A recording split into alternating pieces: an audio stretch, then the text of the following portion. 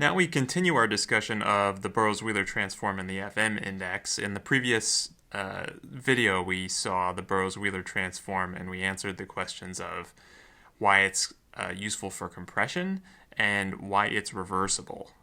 And now we're going to talk about how you can use it as an index.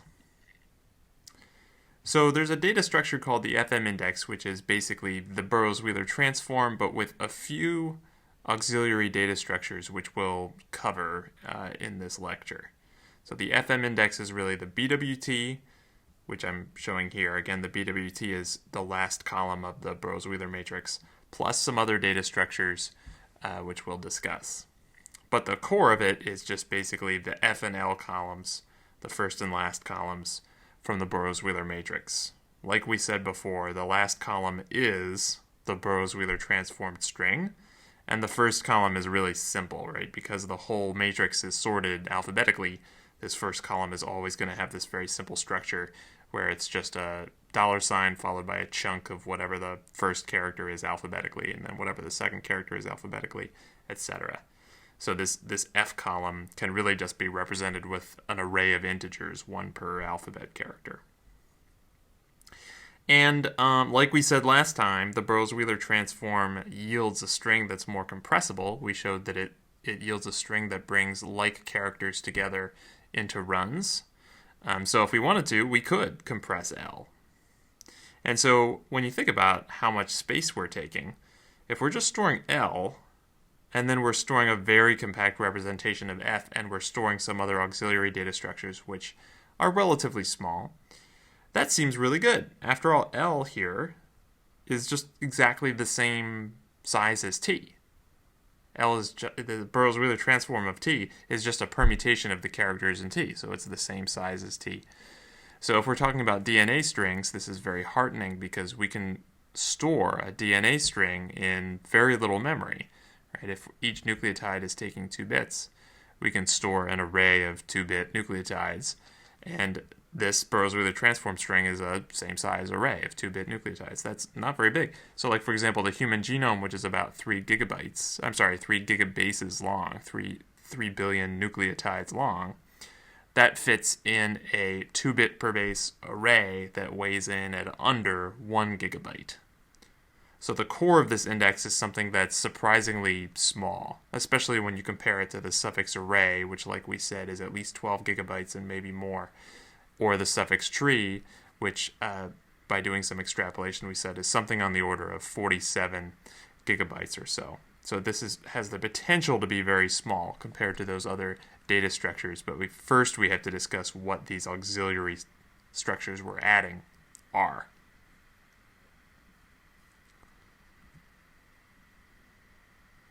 Okay, so the Burrows-Wheeler matrix is related to the suffix array, like we said before. Basically, when we sort the rotations of the Burrows-Wheeler matrix, we get an ordering that's exactly the same as if we had sorted them by suffix. Again, because once you hit a $sign, the tie is broken, and so it doesn't matter that there are characters to the right of the $signs in each of these rows of the Burrows-Wheeler matrix.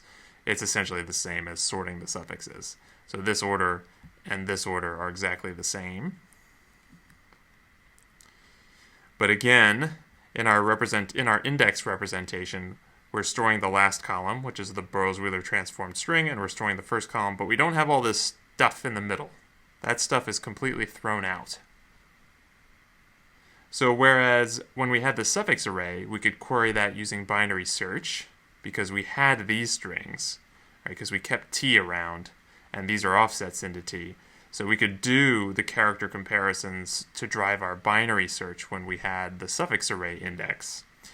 But we don't have that here. We don't have T. We don't have these middle columns from the Burrows-Wheeler matrix. So binary search is not a possibility here. We need another way of using this data structure to enable searching within T. So overall, our strategy is going to be to look for rows of the Burrows-Wheeler matrix that have P, our pattern, as a prefix. So this is similar to what we did with the suffix array. We used binary search to find the range of rows in the suffix array that had our query, our pattern, as a prefix. We're going to do a similar thing, but we're going to do it in a different way. So first of all, using the suffix array, when we tried to find the rows that had p as a prefix, it involved matching prefixes of p to prefixes of suffixes in the suffix array. So it's as though we were matching p in a left to right direction. But we're going to do the opposite now. We're going to match successively longer suffixes of p. So we'll start with the shortest non-empty suffix of p, which is just the letter a. And we're going to find the range of rows in the Burrows-Wheeler matrix that have a as a prefix. And then from there, we're going to try to when we make our next step, we're going to try to find the range of Burrows-Wheeler matrix rows that begin with ba, the next longer suffix. And then in the next step, we'll try to find all the rows that begin with aba, at which point we're done. We've done something very similar to if we had been using the suffix array and left to right matching to match p against the index. Okay, so now let's start at the very beginning. How do we find the range of Burrows-Wheeler matrix rows that begin with a, that have a as a prefix? That's easy.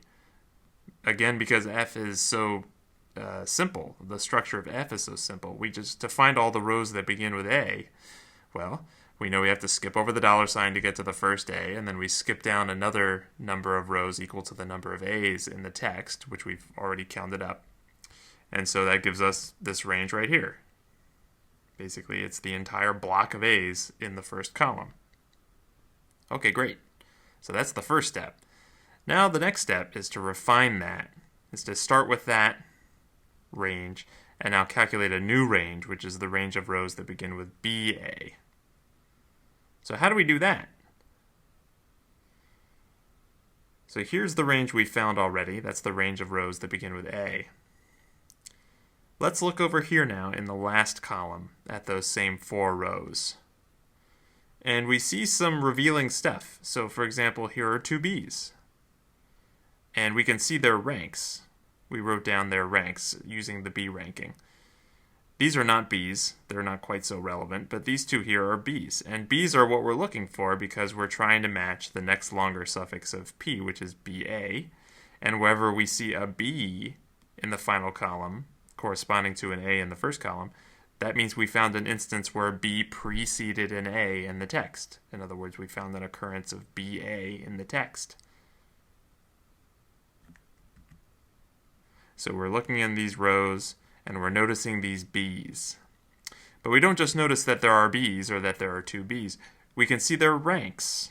They're of ranks 0 and 1, which means that these occurrences of ba correspond to wherever we see B0, the b of rank 0 and the b of rank 1 in the first column.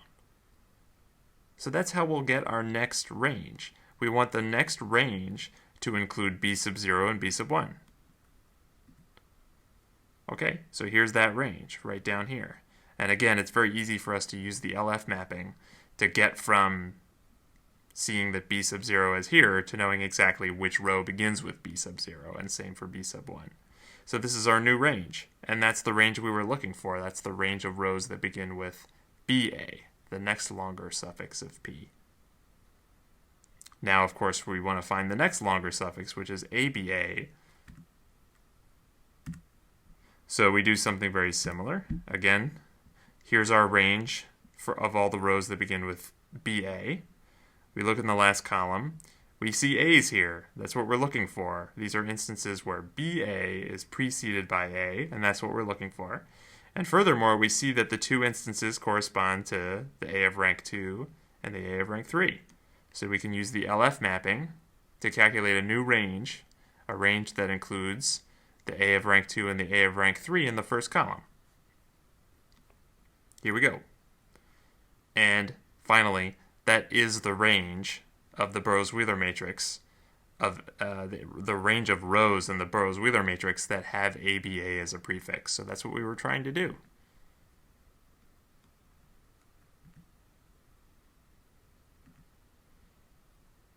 This is the same range, the same beginning and end, that we would have found if we'd used the suffix array in the analogous way that we use the suffix array doing binary search. We would have found the range of elements from 3 up to 5 exclusive. That's the same range we found here in the Burrows-Wheeler matrix, but using the Burrows-Wheeler transform and the LF mapping, not using binary search. And furthermore, we were matching progressively longer suffixes of P in this regime, whereas over here we were matching progressively longer prefixes of P.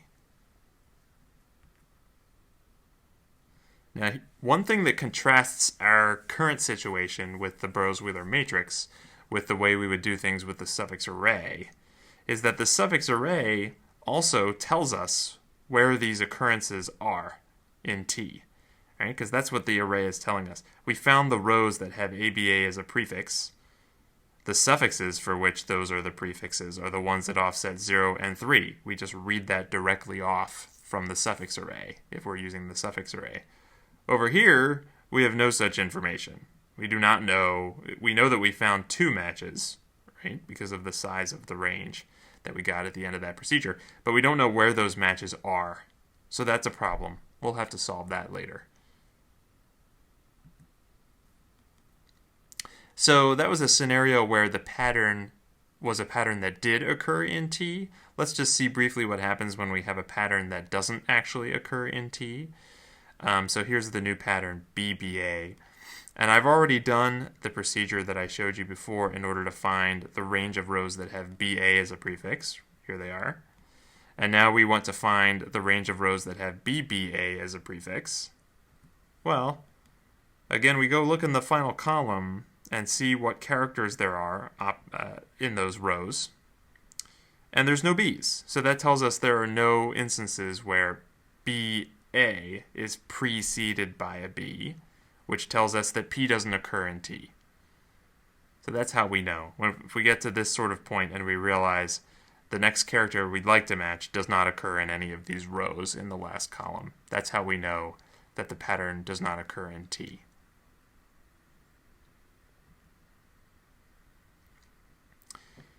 Now there's the question of how exactly do we go about looking in the last column for the characters that we're looking for, right? So for example, I showed you the example where we matched A. We found the range of rows that have A as a prefix. Then we wanted to find the range of rows that have BA as a prefix. And so we looked in the last column and we found these 2 B's. Well, what exactly do we mean when we say we're looking in this last column and searching for these 2 B's? Do we mean that we are literally scanning it character by character so that we're examining every character, every final character of each of these rows? That seems potentially like a bad way of doing things because we can potentially have a very long range where we're doing this scan in the last row. In fact, the range in a worst case could be as long or almost as long as the Burrows-Wheeler transform string here. So we could have an amount of scanning to do that's essentially linear in the length of the Burrows-Wheeler transform string, and we don't want that.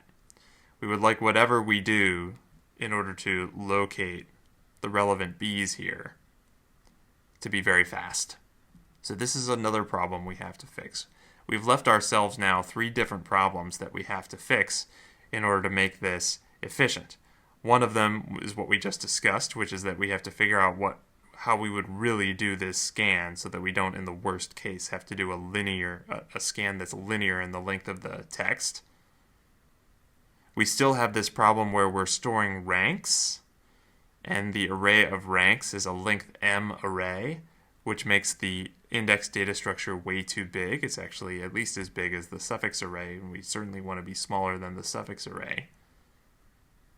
And then once we get this final range, where now we know the range of Burrows-Wheeler matrix rows that have our pattern as a prefix, we need to know where those matches actually occur in T.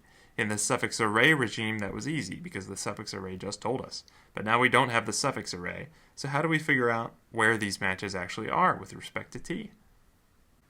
So let's take this first question first, the question of how are we going to do this scan quickly and figure out which B's, if any, are here in the last column for the range of rows that we're considering. All right. So is there a really fast way we could do this? Is there, for example, a constant time way that we could determine which B's and how many B's are here in the last column of these rows? Well, one idea is we can pre-calculate a lot of stuff in order to allow this to be constant time. And so what I'm going to propose is up to every single position in the Burrows-Wheeler transform here, we're going to pre-calculate the number of A's and the number of B's, the number of each letter of the alphabet. It's just A and B in this case, but for every letter in the alphabet, we're going to calculate up to every position in the Burrows-Wheeler transform how many times we've seen that letter occur, up to and including that row. So in this instance, that tally might look like this. Here's our tally matrix. So up until this row, we're looking only at the Burrows. We're looking only here for our tally. We're ignoring F. We're looking at L. So up until this row, we've seen 1A and 0 B's. So we put a 1 here and a 0 here. Up until this row, we've now seen 1A and 1B. So we put 1 and 1. And now we've seen 1A and 2 B's, 1 and 2, 2 A's and 2 B's, 2 and 2. So you can see what this matrix is encoding. Now there's lots of information in this matrix. We'll address that later. But you can see how this matrix can allow us to do what we wanted to do, but with just a couple of lookups in the matrix. So for example, say these are the rows we're interested in. We'd now like to know, are there any B's here, and what are their ranks? So we can determine that by looking in two cells of this tally matrix. First of all, this cell here, the cell for the row just above the range that we're looking at. Because there are 0 B's up to and including that row, what that tells us is if there are any B's down here, the first one's going to be the B of rank 0, because there haven't been any B's up to and including the previous row. So we know that now. And when we look in this cell and we see a 2, we can see that because the difference between 2 and 0 is 2, we can see that there were 2 B's in that range. So in these 4 rows, there were 2 B's. We can infer that because the difference between the value in this cell and the value in this cell is 2. So we know that there are 2, and now we know their ranks. Their ranks B sub 0 and B sub 1. And we did all that, we inferred all that just by doing 2 lookups in this lookup table, a constant amount of work.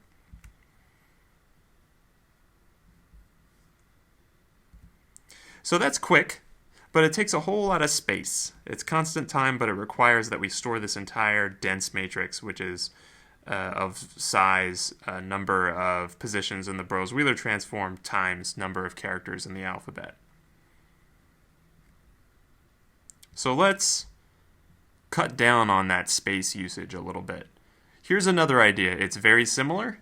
We're again going to pre-calculate the number of A's and B's, the number of occurrences of every character in our alphabet, up to not every row, but just some of the rows. We're going to pick some of them. Let's say we pick every 5th row, for example, and we're going to calculate that same tally as before, but only up to those rows, right? So again, we are going to tally up to this very first row.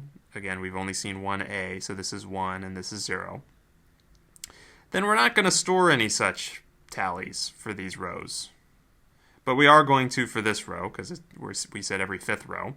And up to this point, we've seen 3 A's and 2 B's, so we put a 3 and a 2. So now we're not taking up as much space. We're taking up about 1/5 the space. But we want to do that same pair of lookups we did before. We'd like to look in this cell, and luckily we've stored this cell. This cell is one of the ones that we actually filled in. But now we want to look at this cell, and we have not filled that cell in. So what do? So we have filled it in this cell. So while we don't have this cell, we do have this cell. And so from the value here, and the fact that this character is an A, we can infer that this must also be 2 here, right? What value goes here? Well, that's a 2, and that's an A, so that must have been a 2 before. We can also, by the way, since this is a 3 and that's an A, we can infer that this was a 2. So just by looking at the values in this row and the character here, we can figure out what are the values in the row before. So even though we didn't store the values in this row, we can infer them, and we don't have to go too far afield to figure out what are the values that belonged here. We just had to sort of go to the nearest checkpoint. So again, to resolve a lookup for a character C in a non-checkpoint row, like here, we're just going to keep scanning along L until we get to the nearest checkpoint. We'll use the tally at that checkpoint, but we'll adjust it according to the number of occurrences of that character we saw along the way from here to get to the nearest checkpoint. Let's see another example. So let's say we're in this row. We'd like to determine the rank of this A. This is similar to what we were doing before. It's a somewhat simpler question. We just want to know what is the rank of this A. And we have our tally matrix, but again, it's not dense. We haven't stored every value. We've just stored some rows for this tally matrix. So we have a tally up to this row, and we have a tally up to this row, but we've not explicitly stored tallies up to these grayed out rows here. But we still want to know the rank of this A. So the way we would calculate it, again, is we would walk to the nearest checkpoint. In this case, the nearest checkpoint is this one above. It may not have been, right? It could have been that the nearest checkpoint was below, like we saw on the previous slide. But in this example, the nearest checkpoint is up here. It's above. So we would walk to that checkpoint, looking at characters of L as we go, right? Noticing that along the way we found these two A's. And now we find that the tally in this cell is 482, and we'd like to know the rank of that A. So we're going to adjust this 482 by adding 2 to it, since we saw 2 A's along the way, and so those are 2 additional A's that we would encounter on our way to this cell. So we have to add 2. And to turn it from a tally into a rank, we're going to adjust it by subtracting 1. That's going to make it 0-based so that it works as a rank, the way we've been ranking the characters. So the rank of this A, if we were to write in a rank right here, we would put 483. Alright, now how about this B here? We'd like to know the rank for that B. We can do the same thing. We can start in this row, and we can walk to the nearest checkpoint. In this case, we're now closer to this checkpoint down here, so we're going to walk down. We're going to go boom, boom, boom, boom. We saw 2 B's along the way to get to this cell here. This cell says 439. In other words, up to and including this B, there were 439 B's. So to calculate the rank for this B, we're going to subtract 2 for the 2 B's we saw along the way, and we're going to subtract another 1 to turn it from a tally into a rank. So we're going to do 439 minus 2 minus 1. So this is the B of rank 436 right here. So you can see how we can resolve ranks, and we can solve that same that problem I presented before of trying to figure out how many characters occur within a certain range in the Burroughs-Wheeler transform string. We can do both those things by using these tallies, and we don't have to store every value in this tally matrix. We can make this.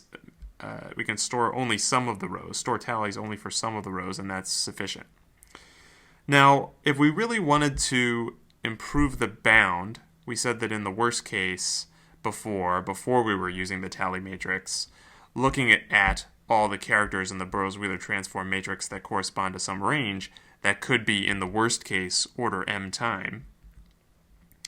If we were to store these checkpoints some constant distance away from each other, so if we were to just pick a number that we would consider a small constant, like 30, say, and then store these every 30 rows, then the amount of work that we have to do to recover the rank of any character or recover the value of any cell of the tally matrix, even the ones we didn't store, that would still be constant work, because we'd have to walk some number of cells to get to the nearest checkpoint, but it's never going to be worse than whatever the inter-checkpoint distance is.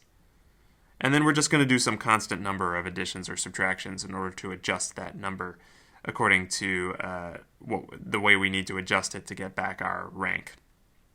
So if we store those checkpoints, this checkpoint, if we store these a constant distance apart throughout the entire tally array, then we're guaranteeing that the things we described on the previous slide and on this slide are constant time. It might be a fair amount of work, right? Whatever that quote small constant is, it could be 100 or 1,000 if we wanted it to be. Those aren't very small, but they're still constant, so we still have a guarantee on how much work we have to do in order to resolve one of these ranks. So there's clearly a trade-off here. If we make the checkpoints further apart, we're incurring less space. We don't have to use as much space to store those checkpoints. On the other hand, we might have to travel a long distance to walk to the nearest checkpoint to resolve one of these rank or tally queries. If we store them closer together, we use more space, but we do less work to resolve these rank or tally queries. But we did, in fact, solve 2 of the 3 problems on that previous slide. We can solve this problem now. We can now figure out how many bees and which bees, in other words, which ranks do they have, here, just by doing a couple of lookups in that tally matrix. And even if the cells aren't explicitly stored in the tally matrix, we have a constant time way of walking to the nearest checkpoint to resolve our query. So with checkpoints, this is now constant time. Before, we also were concerned that we were storing the ranks for every row. Basically, we were storing something like the tally matrix for every row. But that same checkpoint idea that we used to make this constant time, even without storing the entire tally matrix, is exactly the same trick that we can use so that we don't have to store the entire ranks array here. We can solve both those problems by storing periodic checkpoints that hold how many times each alphabet character occurs up to regular intervals in the Burrows-Wheeler transform.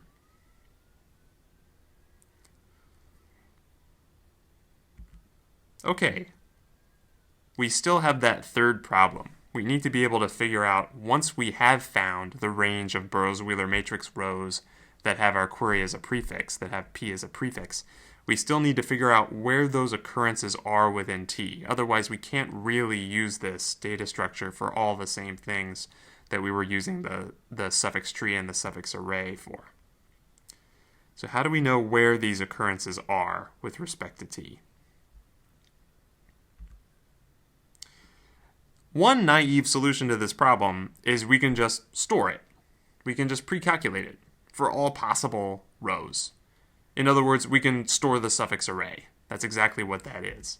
So if we just kept the suffix array alongside our Burrows-Wheeler transform string here, and we did the procedure we did before in order to find the range of Burrows-Wheeler matrix rows that had P as a prefix, well, we can just look in the corresponding elements of the suffix array, and that tells us where those 2 instances of ABA occur within T. They occur at offsets 0 and 3.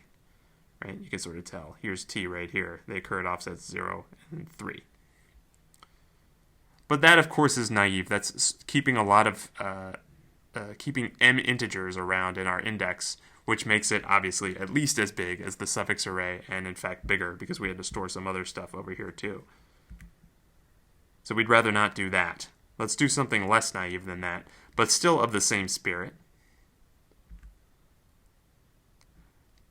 So the idea, sort of like our checkpoint idea before, is we're going to store some, but not all, of the elements of the suffix array. We will store some of them, but not all of them. And here I'm showing you a suffix array that is sort of lined up parallel to this Burrows-Wheeler transformed string here. But not all the values are filled in. Some of them are grayed out, indicating that those are suffix array elements that we did not keep in our index. But we kept some of them. So these we kept.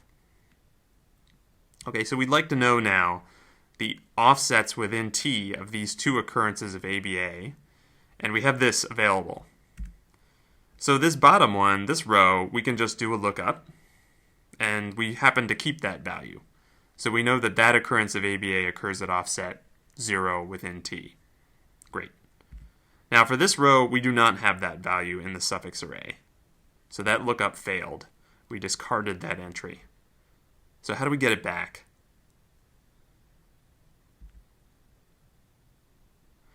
We can use the LF mapping.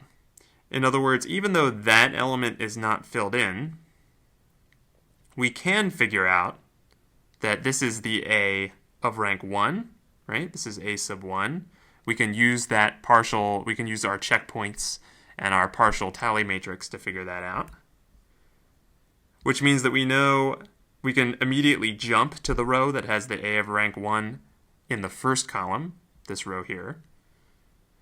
And in doing so, we've jumped one character to the left with respect to t.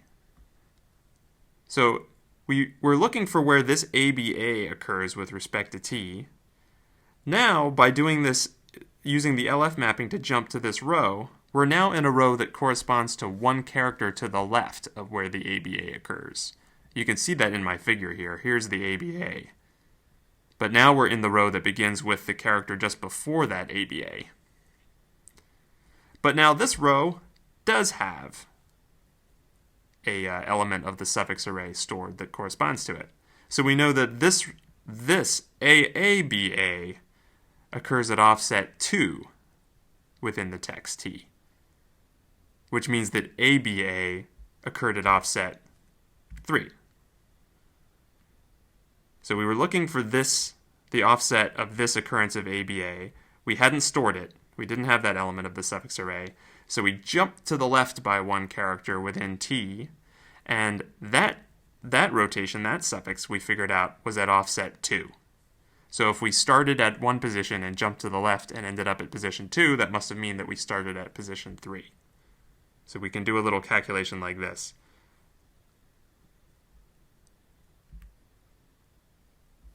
So again, if we keep some elements of the suffix array but not all, but the elements that we keep in the suffix array are spaced a constant distance apart, then this invocation of the LF mapping is something we'll have to do only a maximum of a constant number of times. There's a very important issue here. I'm saying that if the values that we save of the suffix array are a constant number of positions apart with respect to t, so that's different from saying with respect to the suffix array. In other words, I'm not just keeping every 32nd element of the suffix array. That doesn't quite work with the guarantee that we're looking for. What I'm saying instead is that for every 32nd suffix of t, take the longest suffix and then take the suffix that's 32 characters shorter and the next suffix that's 32 characters shorter, etc. We would store each of those in the suffix array, but not the others. So as you can see in my diagram here, I've stored every other element with respect to t, but it doesn't quite turn out to be every other element with respect to the suffix array. You can see there's one here, none here, one here, none here, and then there's 2 in a row. But you can see that the numbers in those cells are a constant distance apart. 0 and then 2 and then 4 and then 6. That's an important point. We're saving the suffix array values that are a constant number of positions apart with respect to t. So there we go. We solved that third problem now. So at the expense of having to keep some values of the suffix array around, right? So, and it's still an order m number of integers we're keeping because we're keeping every constant number of suffix array elements. At the expense of keeping some of them around, we'll call this the suffix array sample, we now have the ability to figure out where any particular occurrence of our pattern is in a constant amount of time. We have to do a constant number of LF mappings to get to an offset within t for which we've stored the suffix array element. We've stored that rotation or that suffix's offset within t.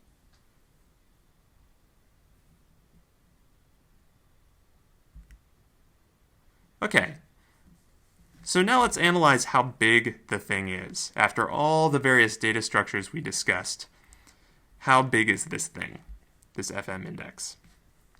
So what do we store? First of all, we have to store F, the first column, but as we said, we can store F just by storing basically the number of times each alphabet character occurs. We might pre-process that a little bit more so that we can very quickly jump over entire chunks of that first column.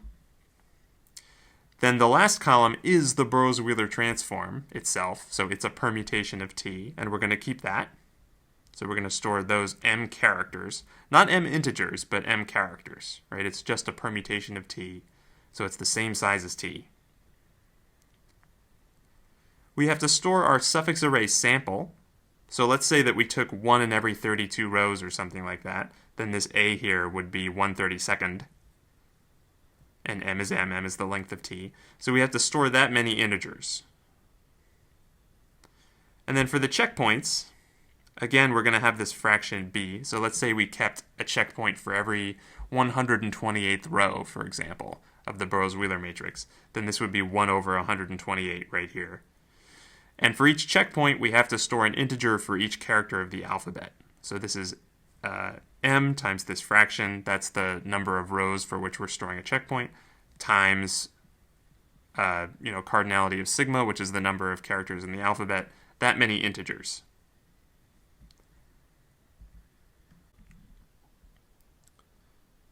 So for a real-world example where we're indexing the human genome, and we pick this A and this B, we can plug in all those numbers and we can figure out that the total size of the entire data structure, everything included, first column, last column, suffix array sample, and checkpoints, total size is going to be around 1.5 gigabytes, which compares very favorably to the suffix array, for example, which was 12 gigabytes without pre-calculated LCPs, and then more if we had pre-calculated LCPs. Or compared to the suffix tree, which when we extrapolated from how big the Mummer index was, we said was probably going to be around 47 gigabytes or so. So this is very, very, very small compared to those two data structures. So small you can easily fit in the memory of a laptop for sure.